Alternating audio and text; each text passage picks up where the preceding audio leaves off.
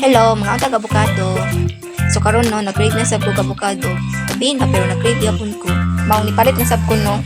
Kalas jud kay tag kwarta ni oy, taga-down lang taga-grade. Pero mas maayo noon no ang abukado akong gi-grade karon no kay ang abukado man jud dagan mag benefits sa ato. Lawas no.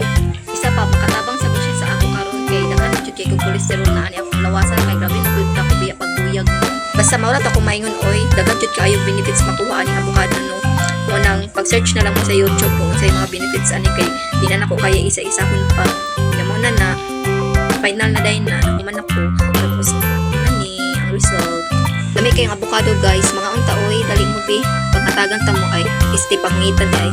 Charot lang. So muna ni no, kaon na dahil ko. Lami ka kaon oy. Wala ba ko pala talaga na ano. Grabe na akong singutan na oy.